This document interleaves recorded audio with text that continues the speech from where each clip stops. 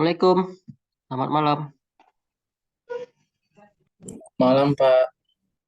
Yuk, bisa kita mulai? Silakan hidupkan kameranya.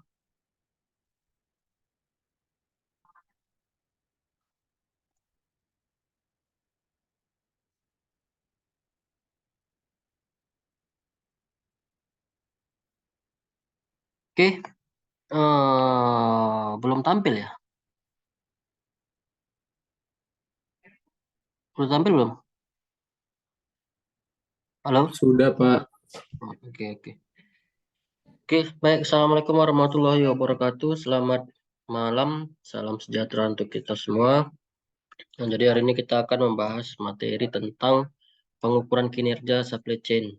Nah, sebelum kita masuk ke slide selanjutnya, saya mau bertanya dulu. Kira-kira proses pengukuran kinerja ini di dalam fungsi manajemen itu masuk ke fungsi manajemen yang mana kira-kira? Ada yang bisa kasih pendapat?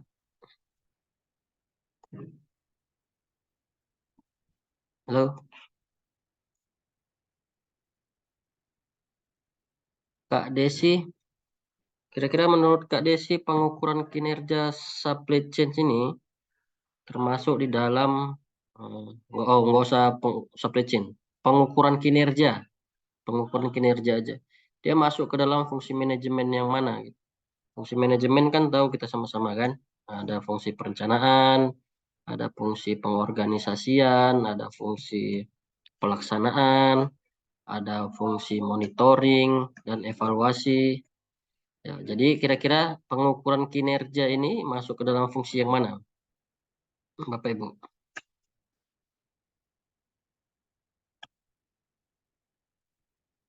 Bu Desi, Kak Desi?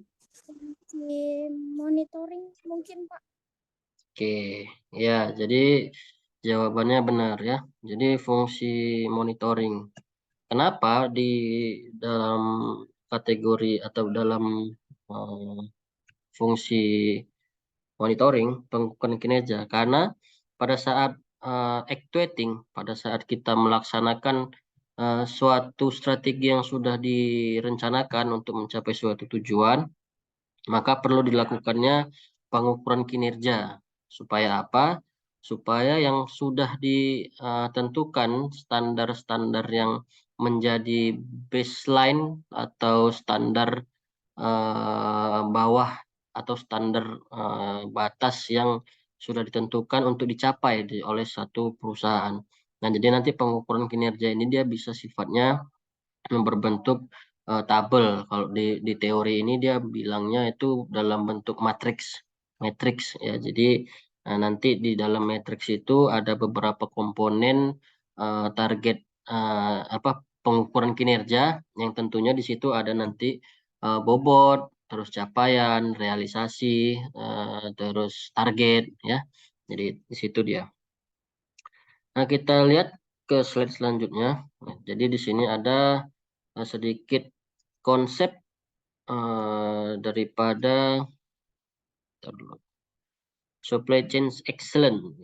Jadi kelebihan daripada supply chain itu ya, yang pertama kita lihat penyesuaian terhadap perubahan strategi. Nah, yang kemarin kita bahas di pertemuan sebelumnya bahwasanya jika kita menggunakan manajemen supply chain ini, kita bisa dinamis melakukan strategi ataupun keputusan-keputusan taktis yang sifatnya dia dapat dilakukan dalam jangka pendek maupun jangka menengah. Nah, selanjutnya di sini ada keseimbangan matrik dan tujuan performansi. Nah, ini di dalam kinerja ya. Jadi matriks itu menunjukkan bagaimana performa dalam satu periode atau dalam satu tahun ataupun dalam satu PMU ya, Project Management Unit ataupun di dalam satu proyek ya, satu proyek tertentu. Jadi keseimbangan antara baseline, keseimbangan antara batas bawah dengan target ataupun dengan realisasi itu harus seimbang ya, harus seimbang dengan kata lain dengan kita menerapkan manajemen rantai pasok kita bisa mencapai hal tersebut.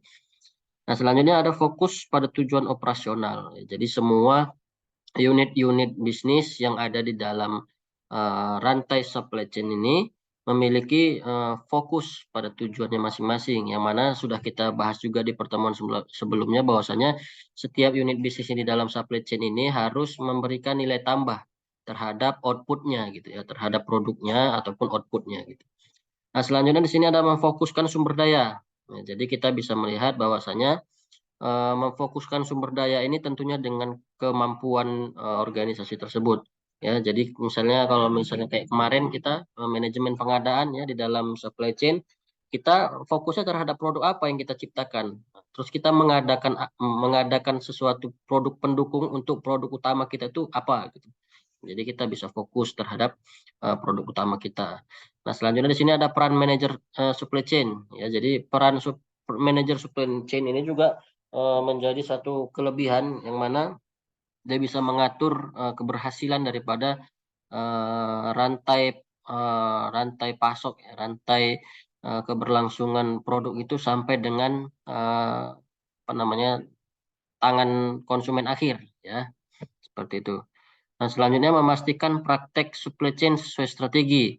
Ya, inilah dia. Jadi dengan adanya pengukuran kinerja, dengan adanya monitoring ya. Jadi itu bakal pasti memastikan praktek yang ada di dalam supply chain ataupun bisnis proses yang berjalan itu sesuai dengan koridornya, sesuai dengan strateginya, sesuai dengan jadwalnya dan lain sebagainya. Jadi nanti tujuan organisasi bisa dapat tercapai. Nah, selanjutnya di sini ada yang mendukung strategi bisnis organisasi. Ya, jadi dengan adanya data-data yang dimunculkan ataupun yang diperoleh dari proses supply chain management akan mendukung ya proses satu strategi bisnis yang ada di dalam organisasi. Nah, jadi inilah dia konsep supply chain ya secara kelebihannya. Nah, selanjutnya kita lihat di sini. Jadi supply chain, pengukuran kinerja supply chain itu fungsinya ada 4 ini saya buat. Ya, yang pertama melakukan monitoring dan pengendalian. Nah, yang tadi saya bilang masuk ke dalam fungsi yang mana gitu. Tadi Bu Desi, Kak Desi sudah menjawab dengan tepat bahwasanya pengukuran kinerja itu masuk ke dalam fungsi monitoring ataupun pengendalian. Nah, selanjutnya sini ada mengkomunikasikan tujuan organisasi ke fungsi-fungsi pada supply chain. Ya, jadi dengan adanya data yang terkolek daripada pengukuran kinerja ini bisa tersampainya informasi bahwasanya tujuan organisasi itu apa namanya seperti apa. Terus fungsi-fungsi yang dijalankan itu bagaimana gitu ya. Selanjutnya, mengetahui di mana posisi suatu organisasi relatif terhadap persaing atau tujuan yang hendak dicapai. Ini lagi juga dia bisa melihat dari data yang dikolek daripada kinerja. Nah, selanjutnya menentukan arah perbaikan untuk menciptakan keunggulan dalam bersaing. Nah, semua strategi, semua monitoring, semua pengukuran kinerja, target, terus strategi jangka menengah, jangka pendek itu di mana-mana pasti untuk keunggulan dalam bersaing ya. Jadi kalau misalnya kita nggak berpikir untuk bersaing, maka nanti kita akan kalah di apa namanya di pertarungan untuk menjual produk. Nah, selanjutnya kita lihat di sini pengukuran kinerja supply chain itu dikasih pengertian ya ini sama si Lee dan Amaral ya, tahun 2002. Jadi dia menyebutkan bahwasanya pengukuran kinerja supply chain adalah suatu siklus yang terdiri dari identifikasi masalah, memahami akar penyebab masalah, merespon dengan tindakan yang korektif, dan secara berkelanjutan memvalidasi data, proses, dan tindakan. Nah, ini kita lihat grafik yang ada di sampingnya, flowchart yang ada di sampingnya. Jadi mengidentifikasi, selanjutnya mengetahui, melihat isu yang ada dan melakukan alternatif, selanjutnya melakukan apa namanya merespon tindakan ya dengan apa tadi isu-isu yang sudah didapat, terus kita validasi data dan prosesnya itu yang bersumber daripada data-data ketika kita mengetahui keadaan ataupun kondisi dalam suatu usaha kita. Nah, selanjutnya di sini ada pengukuran kinerja supply chain. Banyak proses dalam supply chain yang memang lebih baik diukur dalam satuan non finansial.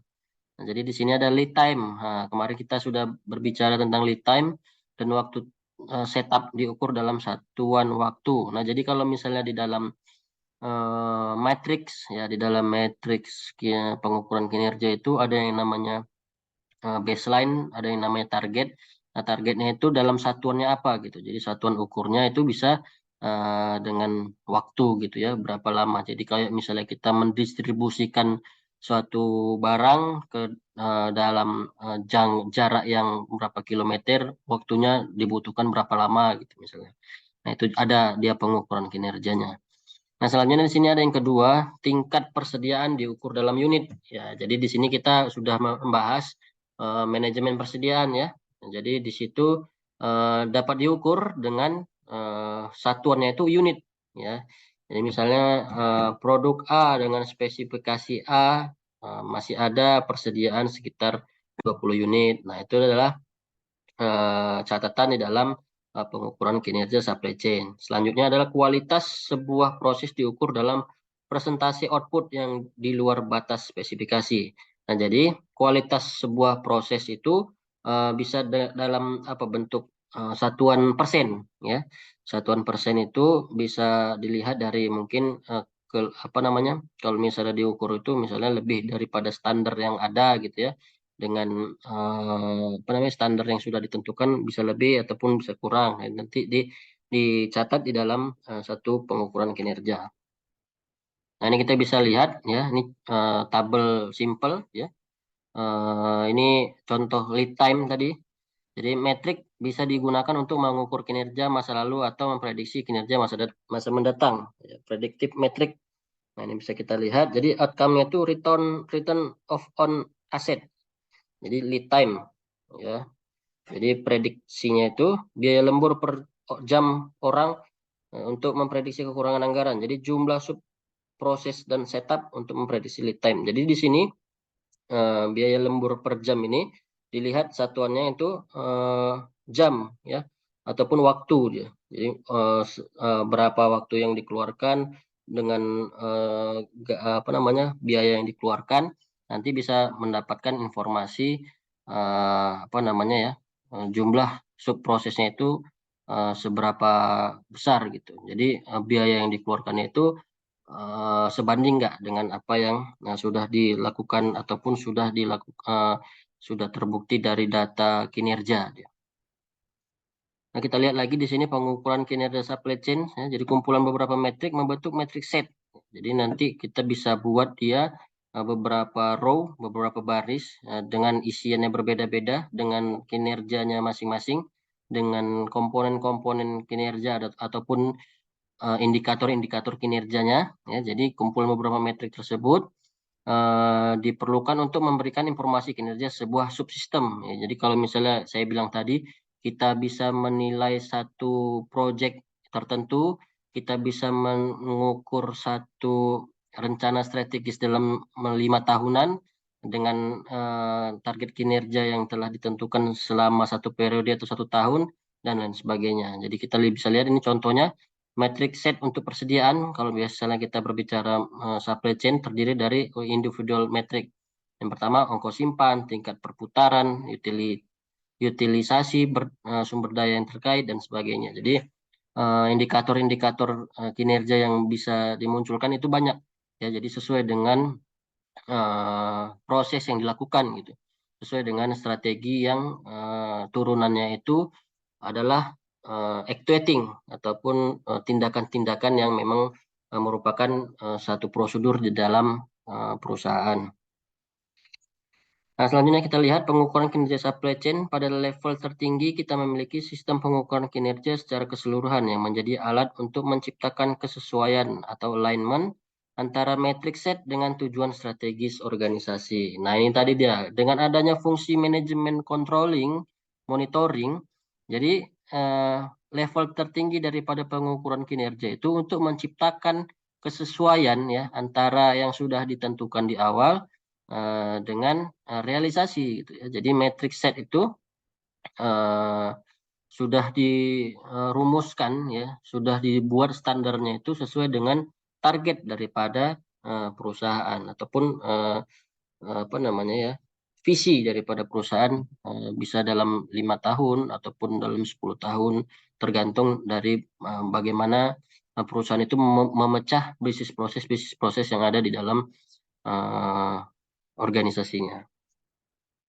Nah, selanjutnya di sini kita lihat pendekatan proses dalam pengukuran kinerja supply chain, ya, PKSC ini kepanjangannya, kependekannya. Jadi menurut Chen dan Lee tahun 2003, pendekatan PKSC berdasarkan proses sejalan dengan hakikat dari supply chain management, ya. Sini tadi juga sudah saya jelaskan, dan memberikan kontribusi yang signifikan terhadap perbaikan berkesinambungan.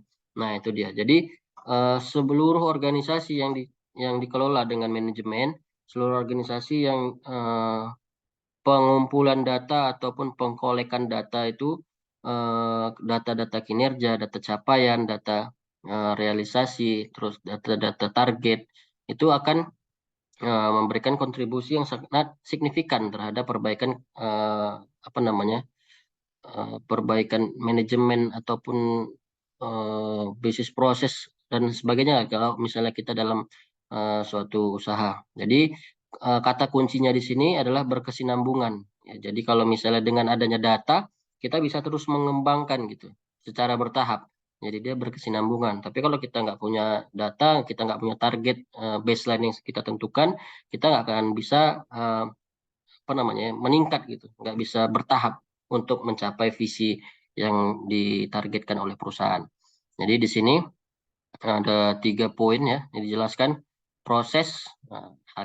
Prosesnya itu adalah kumpulan aktivitas yang melintasi waktu dan tempat, memiliki awal, akhir, dan input maupun output yang jelas. Ini juga sudah saya jelaskan ya tadi. Jadi memiliki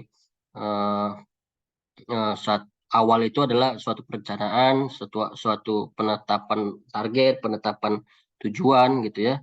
Terus akhir, terus outputnya apa, terus inputnya itu apa gitu. Terus nanti bisa juga merembet seperti biaya yang dibutuhkan untuk mencapai satu output tertentu dan sebagainya.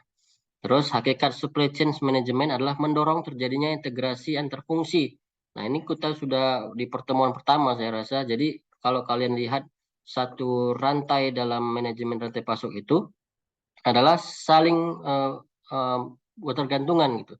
Jadi kalau ada terjadi keterlambatan di satu bisnis proses, unit bisnis dalam supply chain, misalnya distribusi, maka nanti akan terlambat sampai ke tangan konsumen. Nah, itu jadi suatu kendala. Jadi sehingga dengan adanya supply chain management ini bisa mendorong terjadinya integrasi antar fungsi itu lebih baik dan maksimal gitu ya.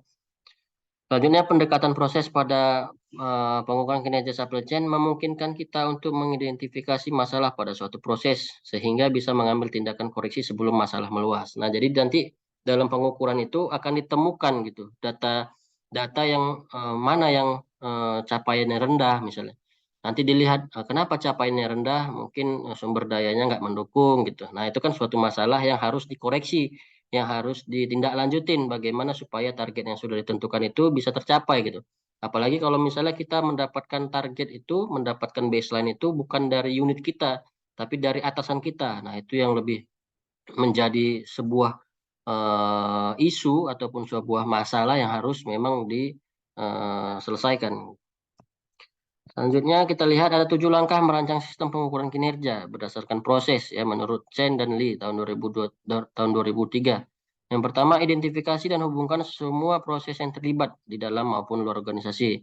Nah, jadi di sini untuk merancang satu pengukuran kinerja itu harus melalui identifikasi. Ya, saya rasa semua tindakan, semua hal yang mau kita lakukan itu kita harus melakukan identifikasi terlebih dahulu.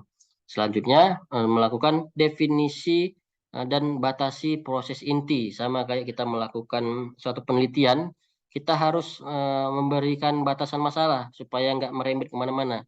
Jadi kalau misalnya kita ada capaian kita yang rendah, misalnya capaian kita rendah itu contohnya di produksi gitu. Dalam 1 bulan produksi kita misalnya masih di bawah standar, padahal sumber dayanya masih dikatakan cukup. Nah, ini ada masalah di situ. Kira-kira apa yang bisa kita batasi? Ya. Jadi kita lihat yang kita batasi adalah bagaimana orang-orang ataupun sumber daya itu bekerja gitu. Jadi yang dibahas, yang diselesaikan masalahnya itu terkait kerja saja, kerja sumber daya itu, macam mana dia melakukan pekerjaan, apakah terdapat beberapa sumber daya manusia yang tidak handal di bidangnya dan lain sebagainya. Jadi kita dapat mendefinisikan lalu membatasi proses inti yang dilakukan. Nah, selanjutnya tentukan misi, tanggung jawab dan fungsi dari proses inti. Ya, jadi setiap satu temuan, satu uh, isu, ya kita harus menetapkan apa-apa saja yang harus kita lakukan gitu. Misi itu kan apa-apa saja yang harus dilakukan untuk mencapai suatu visi gitu ya, suatu tujuan. Jadi kita tentukan dulu misinya apa yang harus kita lakukan, lalu kita berikan tanggung jawab ya, masuk ke fungsi pengorganisasian dan fungsi dari proses inti. Jadi setelah dilakukan kedua hal tersebut, kita bisa menentukan actuating-nya itu seperti apa ya. Nah, selanjutnya di sini uraikan dan identifikasi subproses. Ya, jadi di sini kita bisa menguraikan dan mengidentifikasi misalnya proses-proses apa saja yang harus dilakukan. Terus sudah kita tentukan, baru kita tentukan bagaimana lagi caranya gitu. Terus apa aja yang harus kita butuhkan gitu. Apa aja sumber daya yang kita butuhkan untuk mengatasi itu. Jadi kita uraikan lagi dia lebih detail. Nah, selanjutnya tentukan tanggung jawab dan fungsi subproses. Ya, ini juga sudah ada terjawab tadi ya, tanggung jawab di atas bagaimana kita mengorganisasikan suatu eh, apa namanya, suatu tindakan langkah dalam merancang sistem penggunaan kinerja. Selanjutnya ada uraikan lebih lanjut subproses menjadi aktivitas. Ya, ini dia. Kalau misi itu adalah secara umum Tapi di dalam satu misi, satu poin misi itu bisa mencakup beberapa aktivitas-aktivitas. Nah, aktivitas-aktivitas itu bisa diukur dengan adanya indikator kinerja, dia namanya. Nah, selanjutnya hubungkan target antar hierarki mulai dari proses sampai dengan aktivitas. Jadi kita sudah menentukan subproses daripada aktivitas kunci, lalu kita sudah menentukan target, maka dari target dan hierarki itu mulai kita sinkronkan gitu ya, antara siapa yang melakukan apa, siapa yang melakukan dengan fasilitas apa gitu ya, siapa yang melakukan dengan fasilitas apa dengan jadwal tertentu gitu ya. Jadi itu dia harus berkesinambungan atau berhubungan. Ada dua slide lagi, mungkin ini model SCORE, Supply Chain Operation Reference. Jadi model acuan dari operasi supply chain yang mengintegrasikan tiga elemen utama. Ya, di sini ada business process engineering, ya, menangkap proses kompleks yang terjadi saat ini, as is, ya, dan mendefinisikan proses yang diinginkan. Nah, mungkin ini tinggal baca aja kalian ya. Benchmarking mendapat data kinerja operasional dari perusahaan sejenis. Ya, jadi benchmarking ini bisa dilakukan, nah kalau bahasa keren itu studi banding ya, benchmarking. Jadi benchmarking itu bahasa kerennya daripada studi banding. Kalau studi banding kan biasa, benchmarking itu bahasa yang ini. Jadi bisa melakukan benchmarking untuk mendapatkan data ya, mendapatkan data sebetulnya data kinerja operasional dari perusahaan lain itu apa-apa aja gitu. Jadi kita bisa jadikan itu sebuah contoh ataupun referensi ya. Terus proses measurement, jadi berfungsi untuk mengukur, mengendalikan, dan memperbaiki proses-proses supply chain. Nah, di sini ada 5 ya prosesnya, ya proses inti daripada SCORE tadi. Jadi yang pertama plan, yang kedua source, yang ketiga make, deliver, and return. Ya, jadi lihat plan itu jadi proses menyeimbangkan permintaan dan pasokan untuk menentukan tindakan terbaik dalam memenuhi kebutuhan pengadaan produksi dan pengiriman. Jadi eh, di mana-mana sudah saya bilang kalau kita ingin melakukan sesuatu kita harus melakukan planning, perencanaan ya. Jadi proses ini kalau di dalam SCORE ini disebutkan sesuai dengan teori ini, jadi dia suatu proses yang untuk menyeimbangkan ya, menyeimbangkan tentunya dengan data dia. Jadi permintaan dan pasokan itu seberapa komposisinya, seberapa volumenya sehingga nanti tidak berlebih, tidak over apa namanya, tidak berlebih penyimpanannya sehingga nanti terjadi pembusukan atau terjadi kadaluarsa barang ataupun kerusakan dan lain sebagainya. Terus yang kedua itu ada source ya, proses pengadaan barang maupun jasa untuk memenuhi permintaan. Jadi kemarin kita sudah membahas bagaimana manajemen pengadaan, kira-kira produk pendukung apa yang ingin kita adakan di perusahaan kita yang bisa mendukung produk utama gitu ya.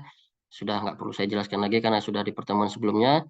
Yang ketiga itu adalah make, proses untuk mentransformasikan bahan baku komponen menjadi produk yang diinginkan pelanggan. Nah, ini adalah proses di dalam satu manajemen produksi ya. Make itu kan artinya membuat ya.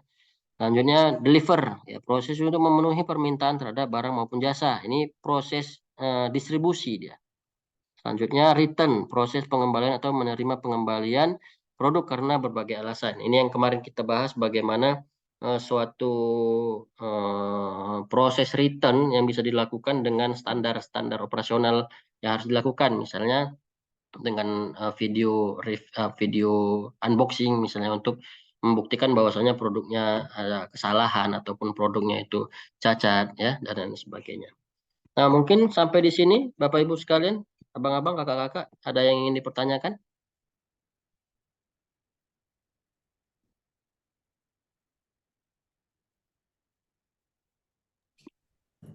Pak, tadi yang SCM itu kan yang dalam pengukuran kinerja supply chain itu kan. Hmm. Terus kenapa sih SCM itu memerlukan pengukuran kinerja yang berkelanjutan?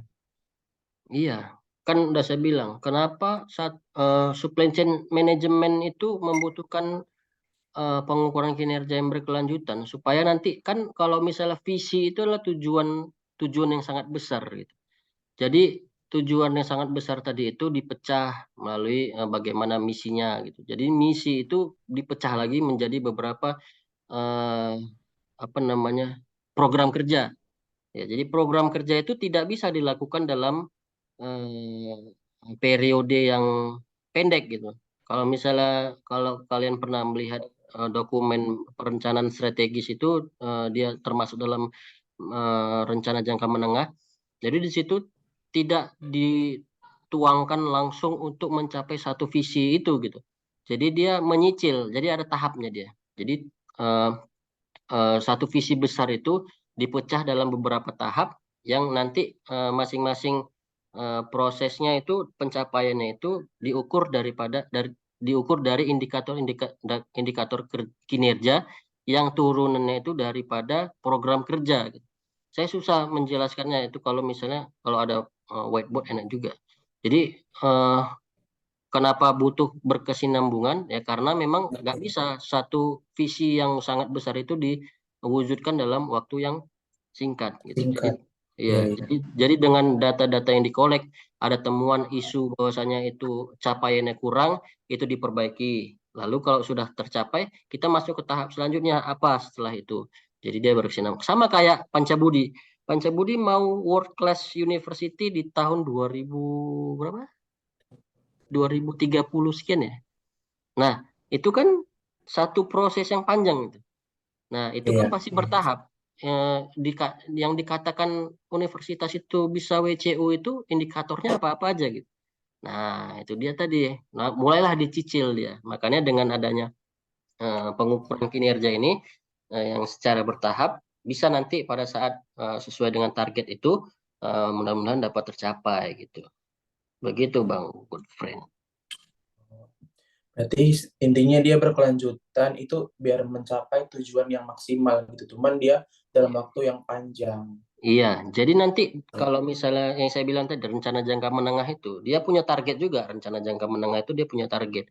Nah targetnya itu biasanya nggak target utama yang sangat besar tadi.